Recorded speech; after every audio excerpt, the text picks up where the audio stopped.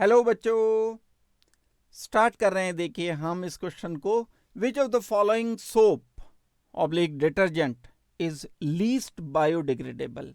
जो बच्चों डिटर्जेंट होते हैं वो एक लंबी कार्बन चेन के, उसमें कार्बन कार्बन कार्बन कार्बन बहुत सारे होते हैं और कई सारे टाइप के डिटर्जेंट होते हैं। उसमें एक टाइप का डिटर्जेंट ऐसा होता है जिसमें बेंजीन रिंग भी लगा होता है और बेंजीन रिंग पर SO3Na कनेक्टेड होता है। ये कार्बन चेन काफी लंबी होती है।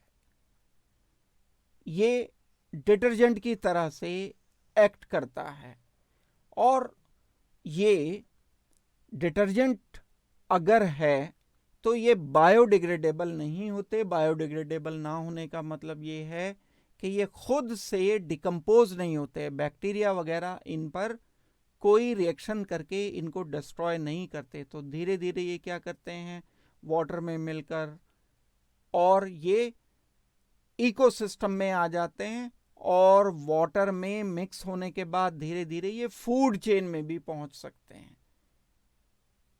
और इसकी जो प्रॉपर्टी है, ये साइड चेन अगर ब्रांच्ड हो जाती है,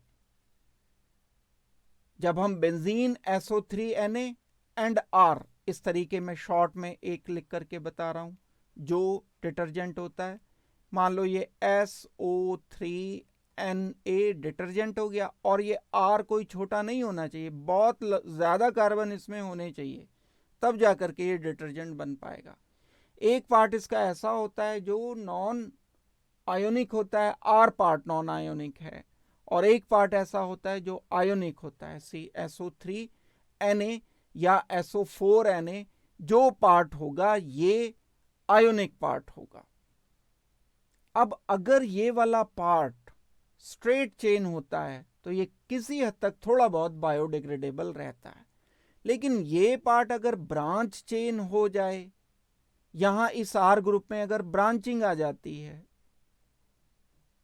तो ब्रांचिंग आने से ये नॉन बायोडिग्रेडेबल हो जाते हैं।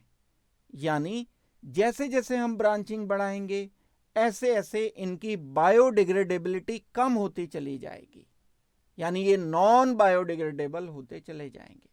तो लीस्ट बायोडिग्रेडेबल कौन सा होगा?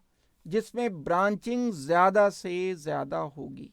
अब हम इसमें देखें ब्रांचिंग किसमें, ये तो बिल्कुल स्ट्रेट चेन है, ये बिल्कुल स्ट्रेट चेन है, ये थोड़ी सी ब्रांचिंग हो रही है, ये कम बायोडिग्रेडेबल होगा।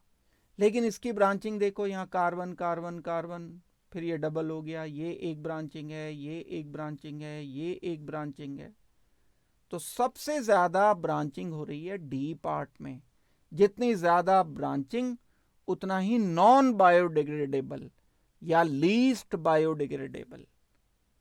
तो इस क्वेश्चन का ब्रांचिंग के कारण हमें आंसर करना चाहिए डी। तो हम इस क्वेश्चन का फाइनल आंसर कर रहे हैं D. Thank you very much and good luck.